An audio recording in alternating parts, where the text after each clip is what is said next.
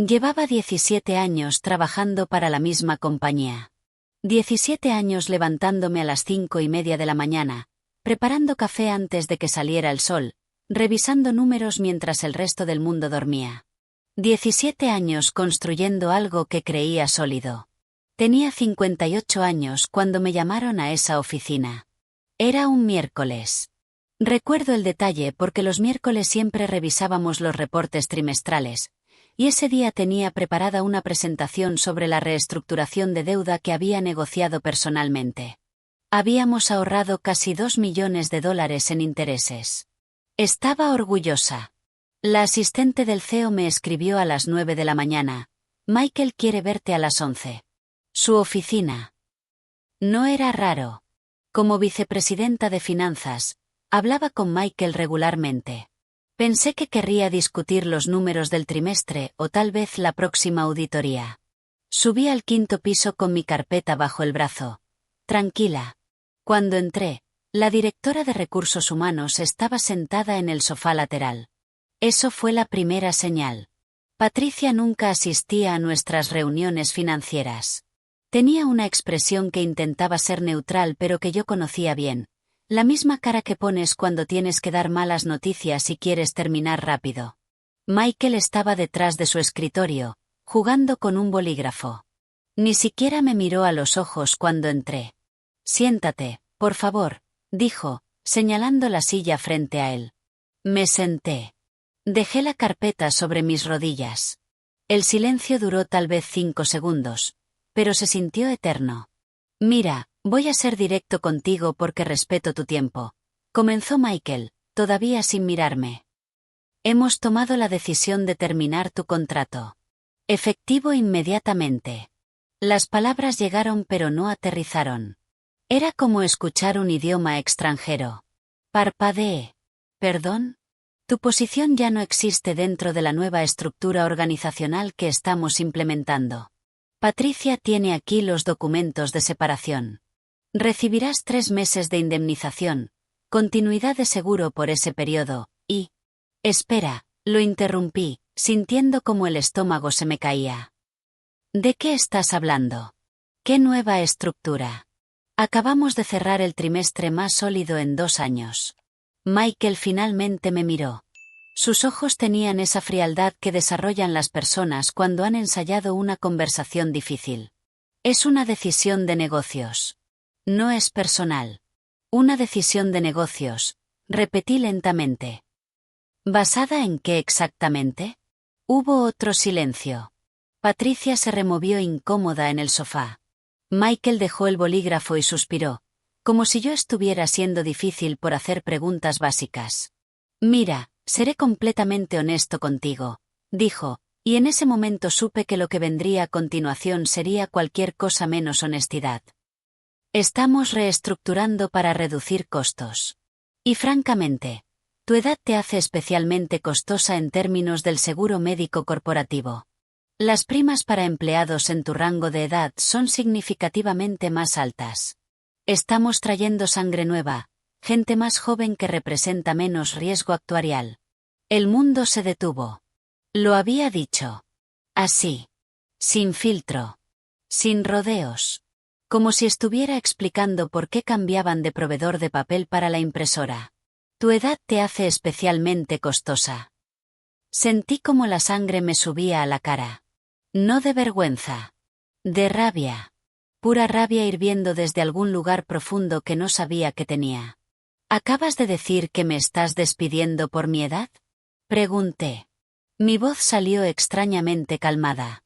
Michael pareció darse cuenta, por primera vez, de que tal vez había metido la pata. Miró brevemente a Patricia, quien tenía los ojos como platos. No es así exactamente, retrocedió. Es una combinación de factores. Costos operativos, nueva dirección estratégica. Dijiste tu edad te hace costosa, lo corté. Esas fueron tus palabras exactas. Estás sacando las cosas de contexto. ¿Qué contexto hace que eso sea legal, Michael? El ambiente en la oficina cambió. Patricia se puso de pie, nerviosa. Creo que deberíamos enfocarnos en los términos de la separación, Intervino con voz temblorosa. Tenemos un paquete generoso preparado. No quiero un paquete, dije, poniéndome de pie también. Quiero saber si me están despidiendo ilegalmente. Michael se levantó, intentando recuperar el control de la situación. Nadie está haciendo nada ilegal. Eres una empleada at will. Podemos terminar la relación laboral cuando consideremos apropiado. Los documentos están en orden. Tienes hasta el final del día para recoger tus cosas. Me quedé mirándolo. Este hombre para quien había trabajado durante casi 2 décadas. Para quien había cancelado vacaciones, trabajado fines de semana, perdido cenas familiares. Este hombre que acababa de decirme que mi experiencia, mi conocimiento, mi dedicación, valían menos que el costo de una prima de seguro. Recogí mi carpeta. Voy a necesitar esto por escrito, dije. Patricia te enviará todo por correo, respondió Michael, ya sentándose de nuevo, dando la conversación por terminada. Salí de esa oficina y caminé directamente al baño. Me encerré en un cubículo y me quedé ahí, temblando, intentando procesar lo que acababa de pasar. No lloré. Todavía no. Estaba demasiado enojada para llorar. Saqué mi teléfono. Mis manos temblaban mientras abría la aplicación de grabación. Vivo en un estado de consentimiento de una sola parte. Eso significa que puedo grabar conversaciones sin que la otra persona lo sepa, y es completamente legal. Algo me había dicho, en el momento en que vi a Patricia sentada en ese sofá, que encendiera la grabación. Un instinto. Una corazonada. Y ahora tenía cada palabra de Michael grabada en audio cristalino. Tu edad te hace especialmente costosa para el seguro médico. Guardé el archivo. Lo respaldé en la nube. Y entonces, solo entonces, dejé que las lágrimas cayeran. Si alguna vez has sentido que tu experiencia y años de trabajo fueron menospreciados, deja un comentario contando tu historia. No estás solo. La gente que no trabaja en finanzas corporativas tiene una idea vaga de lo que hace un vicepresidente de finanzas. Piensan que es contar dinero, hacer hojas de cálculo, ir a reuniones. Y sí, hay hojas de cálculo. Montañas de hojas de cálculo. Pero eso es como decir que un cirujano solo corta cosas. Déjenme explicarles lo que realmente hacía. Cada mañana, antes de que llegara alguien más, yo revisaba el flujo de caja. No el reporte bonito que se presenta en las juntas. El flujo real, diario, al centavo. Sabía exactamente cuánto dinero tenía la compañía en cada cuenta, en cada momento. Sabía qué facturas vencían cuándo, qué clientes pagaban tarde, qué proveedores podíamos negociar para extender términos sin dañar la relación. Suena técnico, pero lo que realmente significa es esto. Yo era la persona que se aseguraba de que hubiera dinero para pagar nómina. Cada 2 semanas, 230 empleados recibían su cheque. Eso no pasaba por arte de magia. Pasaba porque yo me aseguraba de que los números cuadraran, de que las transferencias se hicieran a tiempo, de que ninguna cuenta quedara en descubierto. En mis 17 años, nunca, ni una sola vez, se retrasó una nómina.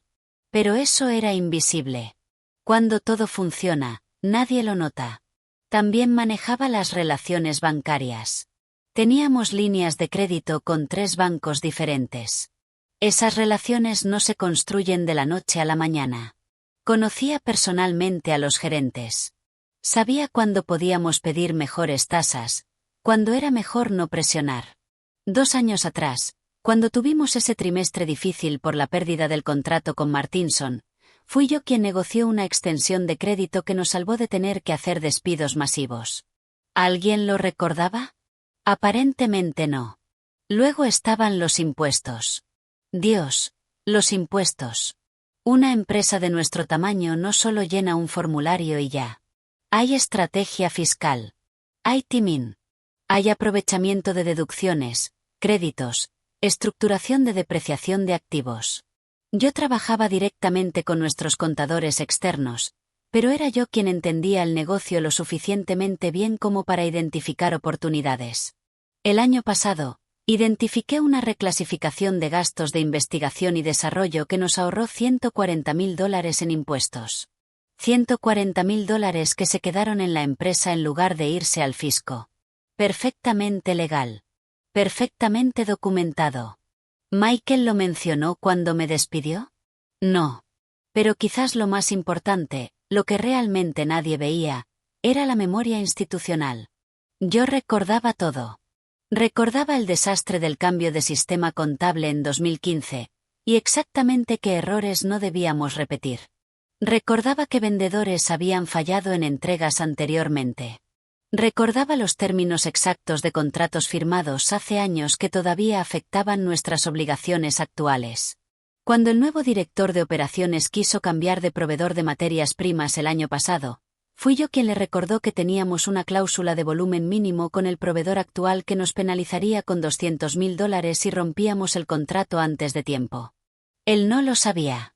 El contrato se había firmado antes de que él llegara. Pero yo lo sabía.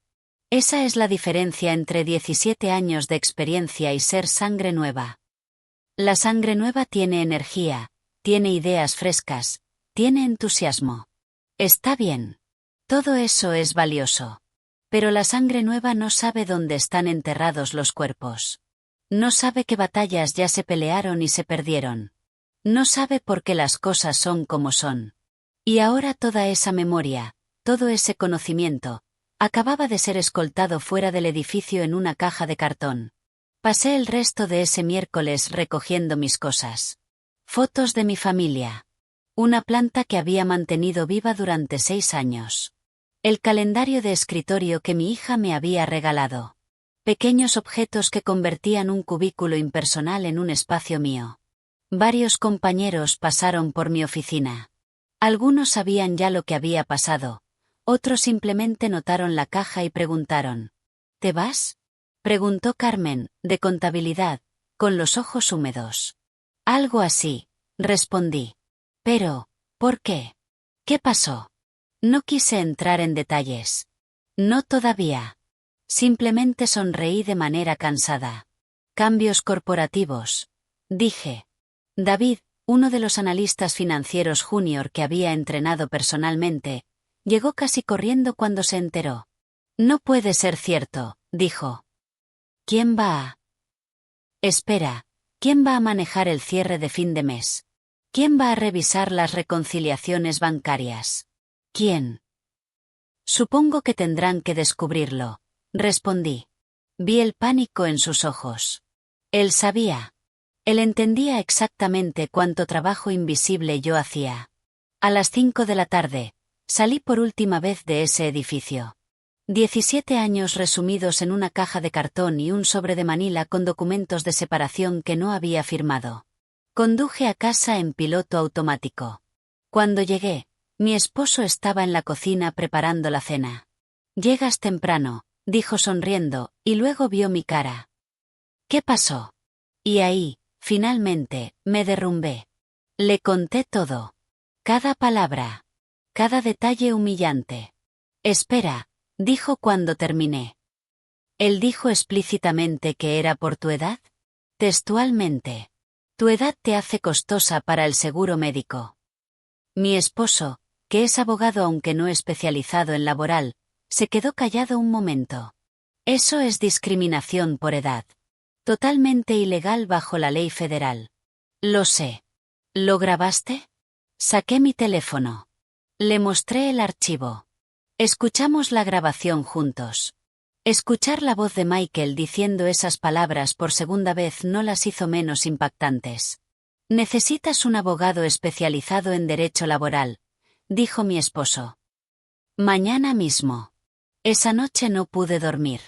Me quedé despierta mirando el techo, procesando, pensando, sintiendo rabia y dolor en oleadas alternadas.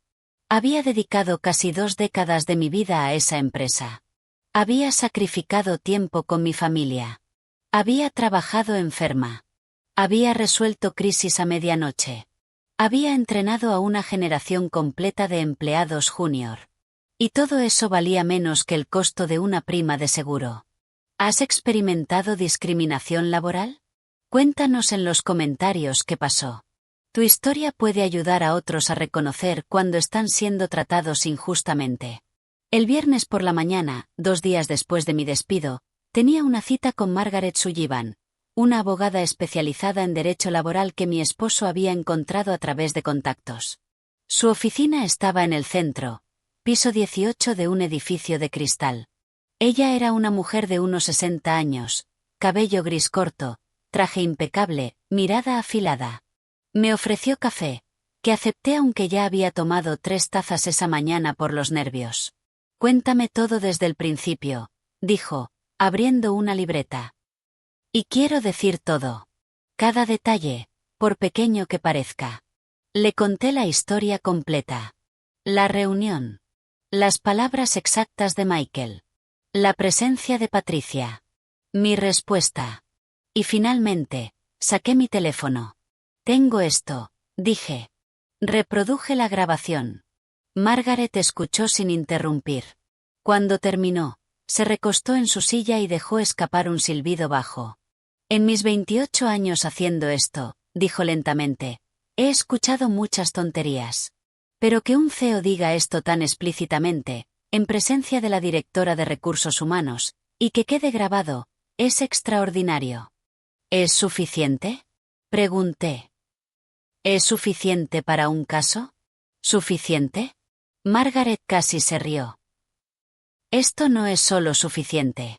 Esto es discriminación por edad en alta definición con audio estéreo. La ley de discriminación por edad en el empleo protege específicamente a trabajadores mayores de 40 años contra exactamente esto. Tu exjefe no solo cruzó la línea, la pulverizó. Sentí algo asentarse en mi pecho. Validación. No estaba loca.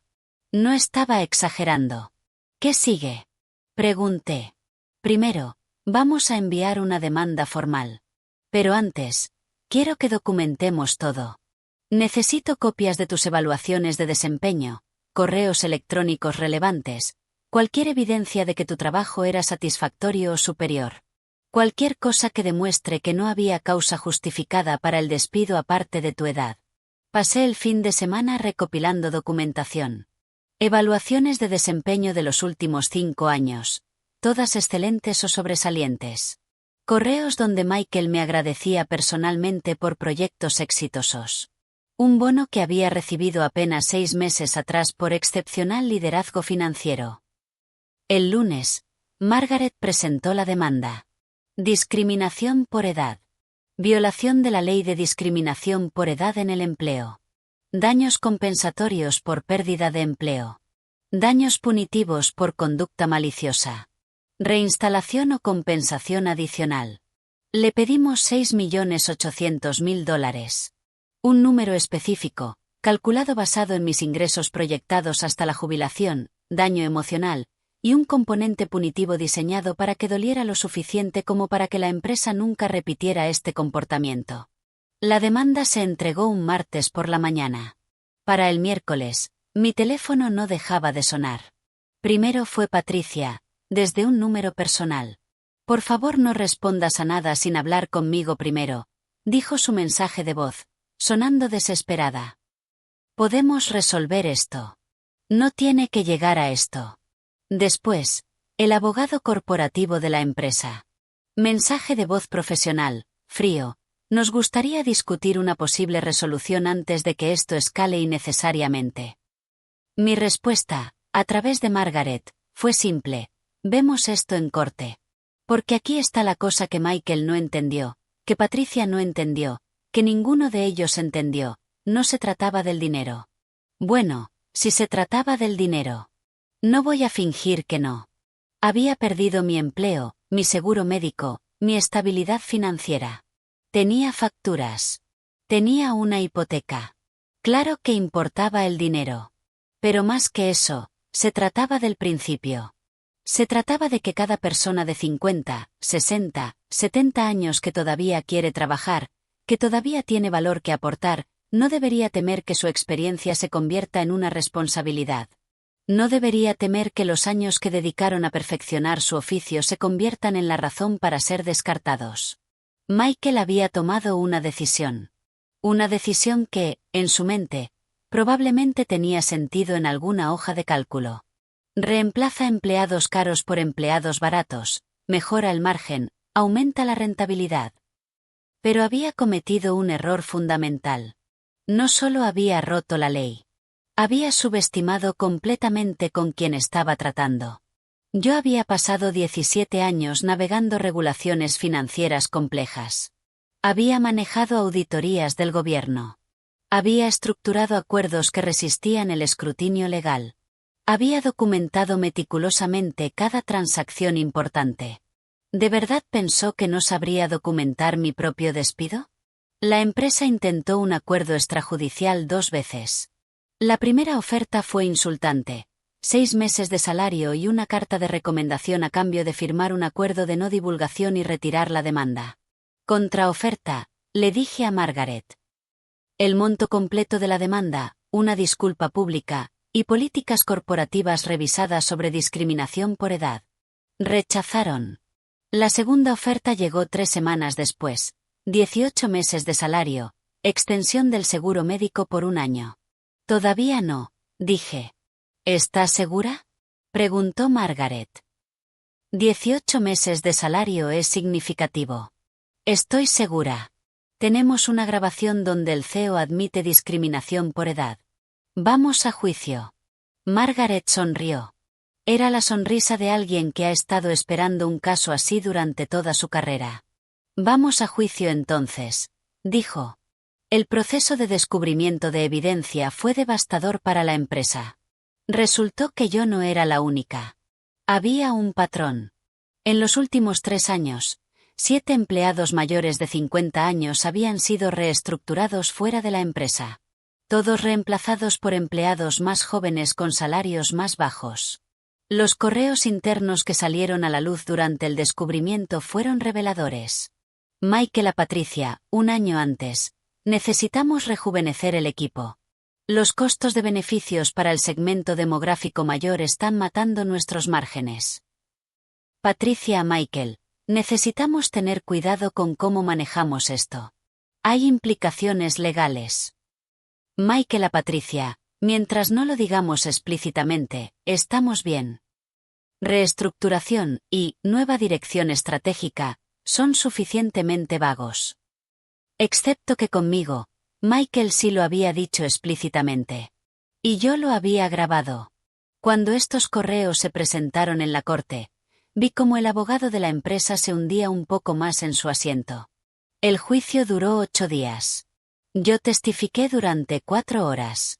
Expliqué mi trabajo, mi historial, mi desempeño. Jugamos la grabación en la sala de la corte. Escuchar esas palabras por tercera, cuarta, quinta vez no las hizo menos impactantes. El jurado escuchó en silencio. Michael también tuvo que testificar. Ver cómo trataba de retroceder, de explicar, de contextualizar sus palabras, fue casi doloroso. Su abogado hizo lo mejor que pudo, pero ¿cómo defiendes tu edad te hace costosa para el seguro médico? No puedes. El jurado deliberó durante 6 horas. Cuando volvieron, la presidenta del jurado se puso de pie y leyó el veredicto. Culpable de discriminación por edad. Daños compensatorios, $1.200.000. Daños punitivos, $6.800.000. Total, $8 millones. Además, la Corte ordenó que se me ofreciera la reinstalación en mi posición o compensación equivalente si rechazaba. El número era incluso mayor de lo que habíamos pedido. El jurado había querido enviar un mensaje. No miré a Michael cuando se leyó el veredicto. No necesitaba hacerlo. Ya había ganado. Ganar un veredicto de $8 millones suena increíble en papel. Y en muchos sentidos lo fue. Pero lo que vino después fue más complicado de lo que esperaba. La noticia del veredicto llegó a los medios antes de que yo siquiera saliera del juzgado. Para el final del día, había 3 reporteros esperándome afuera de mi casa. ¿Tiene algún comentario sobre el veredicto? ¿Qué mensaje quiere enviar a otras víctimas de discriminación por edad? ¿Aceptará la reinstalación? Margaret me había preparado para esto. Leí una declaración breve que habíamos escrito juntas. Profesional. Medida. Espero que este caso sirva como recordatorio de que la discriminación por edad no es solo inmoral, es ilegal. Ningún trabajador debería temer que su experiencia se convierta en una desventaja. Corto. Al punto. Me fui adentro. Pero los medios no se fueron.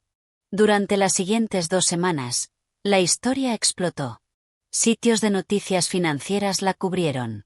Blogs de recursos humanos la analizaron. Incluso salió en algunas noticias nacionales de televisión como una pieza sobre discriminación en el lugar de trabajo. Y con cada artículo, cada segmento de noticias, cada mención, el nombre de la empresa quedaba vinculado permanentemente con discriminación por edad, veredicto de $8 millones. Los clientes empezaron a hacer preguntas. Algunos proveedores expresaron preocupación. La reputación corporativa, algo que toma años construir, estaba siendo destrozada en tiempo real. Pero lo que realmente sorprendió a la empresa fue el caos interno. Recuerden lo que mencioné antes sobre la memoria institucional, sobre todo ese conocimiento invisible que yo cargaba. Resulta que cuando ese conocimiento desaparece de repente, las cosas se rompen. David, el analista que había entrenado, me llamó 3 semanas después del veredicto. No debería haberlo hecho. Probablemente violaba alguna política de la empresa, pero estaba desesperado. Todo se está cayendo a pedazos, dijo. El cierre de fin de mes tomó 12 días en lugar de 5. Nadie sabe cómo reconciliar las cuentas secundarias.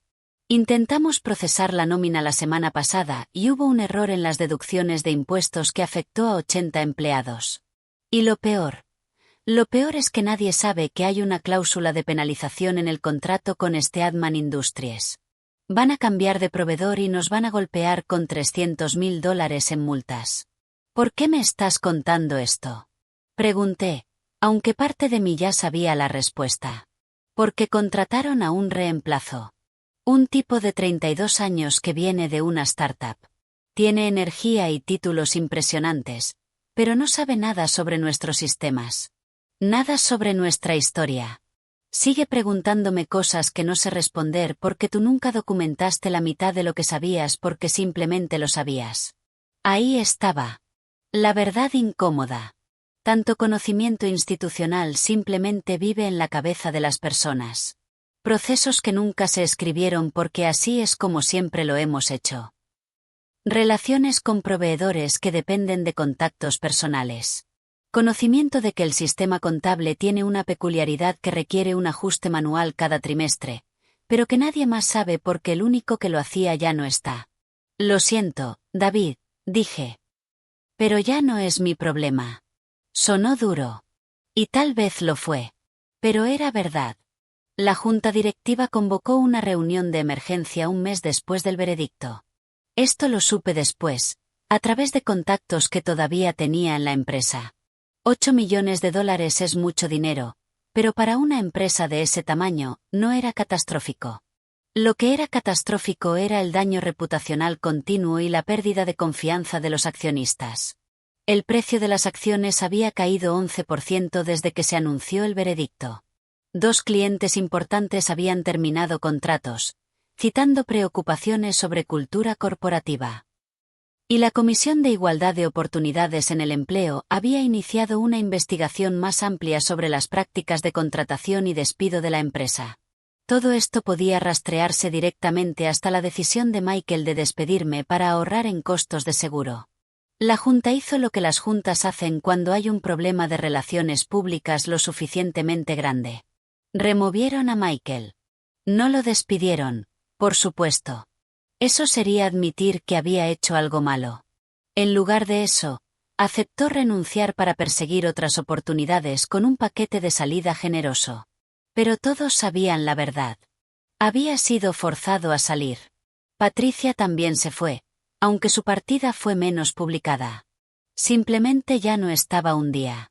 Supongo que su rol en permitir la discriminación sistemática la hizo insostenible. Mientras tanto, yo estaba lidiando con mis propias consecuencias. Ganar el caso no borró el trauma de haber sido despedida. No eliminó la sensación de traición.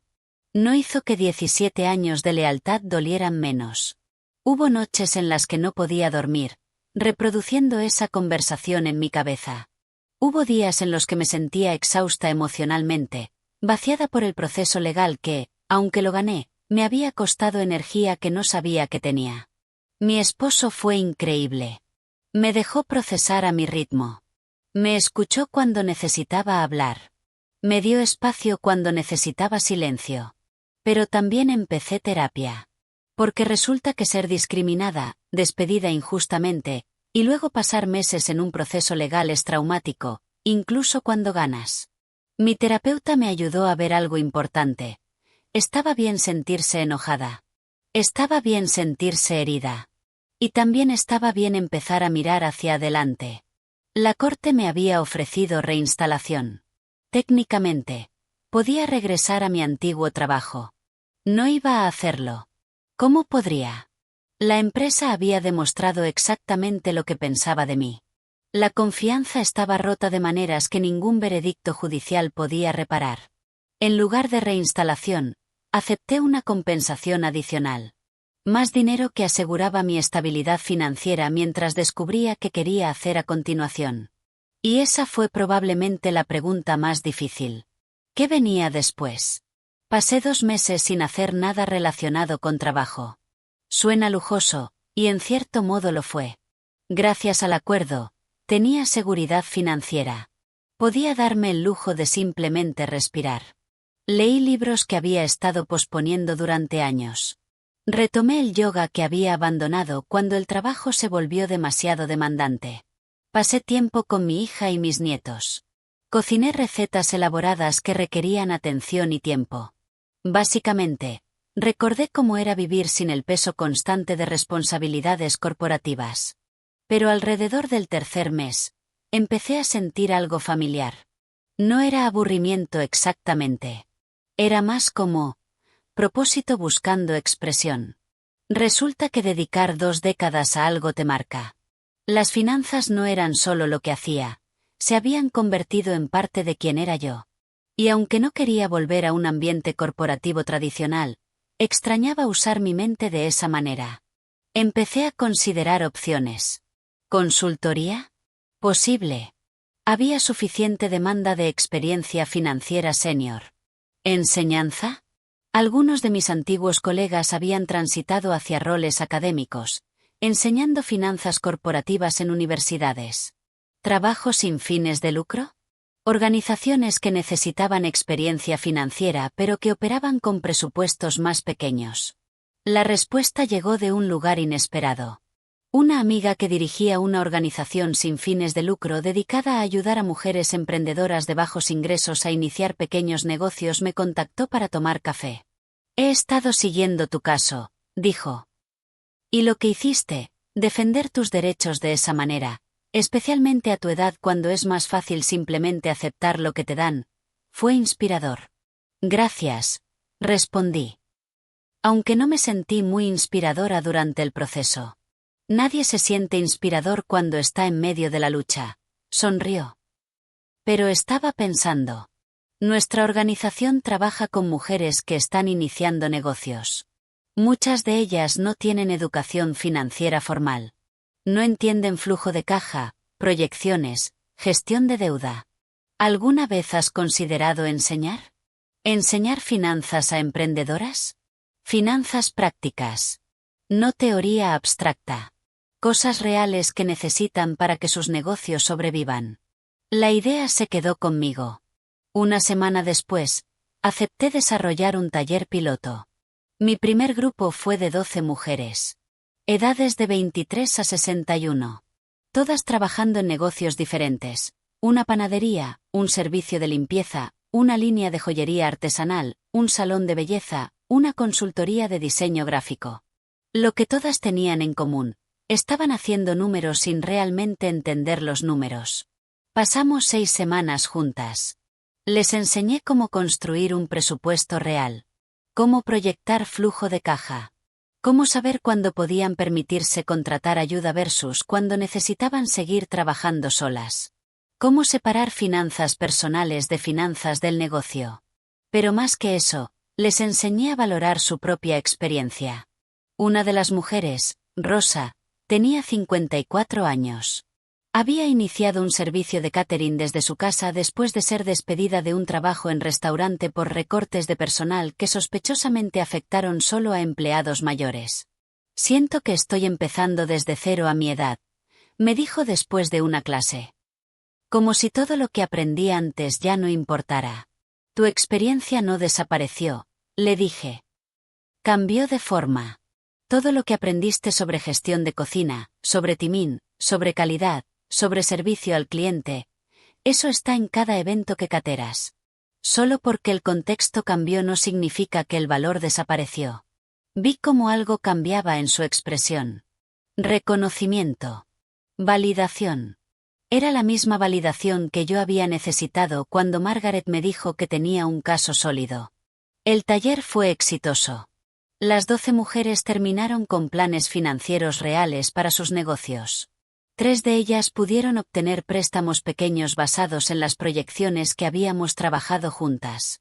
Una expandió a una segunda ubicación. Y yo descubrí que me encantaba hacerlo. 6 meses después del veredicto, acepté un puesto de medio tiempo como directora financiera de la organización sin fines de lucro y continué enseñando talleres regularmente. No ganaba lo que ganaba en mi antiguo trabajo. Ni cerca. Pero tenía flexibilidad. Tenía propósito. Y tenía algo que había perdido en mis últimos años corporativos. Respeto. Mi historia también tuvo otro tipo de impacto que no anticipé. Empecé a recibir mensajes de personas que habían leído sobre el caso. Otras mujeres, otros trabajadores mayores, que habían experimentado discriminación similar pero que no sabían si tenían un caso o si valía la pena pelear. Vi tu historia, escribió una mujer. Me despidieron la semana pasada. Tengo 56 años. Mi jefe dijo que querían nueva energía en el equipo. ¿Crees que tengo algo? Le di el contacto de Margaret. Leí sobre tu caso en las noticias. Escribió un hombre. Trabajo en manufactura. Llevo 22 años en la misma planta. Acaban de contratar a un nuevo gerente y está reemplazando sistemáticamente a todos los que tienen más de 50 con trabajadores más jóvenes. No sé qué hacer. Le di recursos. Organizaciones de defensa. Información sobre la Comisión de Igualdad de Oportunidades en el Empleo. No podía ayudar a todos. Pero podía visibilizar que este problema existía. Que no estaban solos. Que había caminos para defenderse. Un año después del veredicto, recibí una llamada de un periodista trabajando en un artículo sobre discriminación por edad en el lugar de trabajo. Su caso se ha convertido en algo así como un punto de referencia, me dijo. Abogados laborales lo están citando. Se está enseñando en algunas clases de derecho laboral. ¿Alguna reflexión mirando hacia atrás? Pensé en eso por un momento. Creo que lo más importante que aprendí, dije lentamente, es que tu valor no disminuye porque alguien más no pueda verlo. Trabajé 17 años construyendo experiencia, conocimiento, relaciones. Todo eso era real. El hecho de que mi exjefe decidiera que valía menos que el costo de una prima de seguro no cambió la realidad de lo que yo aportaba. Ese es un mensaje poderoso, dijo el periodista. Y también esto, añadí. Documenta todo. Si algo se siente mal, si una conversación te hace sentir incómoda, si sospechas discriminación, documenta. Guarda correos. Toma notas. Graba si es legal en tu estado. Porque cuando llegue el momento de defenderte, necesitarás evidencia. Y desearás haberla recopilado desde el principio. El artículo se publicó un mes después. Generó otra ronda de contactos, más historias compartidas, más personas dándose cuenta de que tenían opciones. En cuanto a mi antigua empresa, los cambios fueron lentos pero reales. Como parte del acuerdo final, la empresa tuvo que implementar nuevas políticas sobre discriminación por edad. Capacitación obligatoria para todos los gerentes. Revisiones externas de decisiones de despido para empleados mayores de 50. Reportes anuales de diversidad de edad. ¿Solucionó todo? Probablemente no. Las políticas en papel no cambian culturas automáticamente. Pero era un comienzo. Y para mí, personalmente, Alcancé algo parecido a la paz. No voy a fingir que no hubo cicatrices. Todavía me molesta cuando pienso en cómo terminó. Todavía siento un destello de rabia cuando recuerdo las palabras de Michael. Pero también encontré algo inesperado en el otro lado de todo esto. Libertad. Libertad de definir éxito en mis propios términos. Libertad de elegir trabajo que se alineara con mis valores en lugar de solo con mi currículum. Libertad de decir que no a ambientes que no me valoraban. Y tal vez lo más importante, la tranquilidad de saber que cuando me trataron injustamente, no me quedé callada. Peleé. Gané. Y ayudé a abrir el camino para que otros hicieran lo mismo. Ese es el tipo de legado que ninguna hoja de cálculo puede capturar, pero que importa más que cualquier línea en un reporte financiero. Ahora tengo 60 años.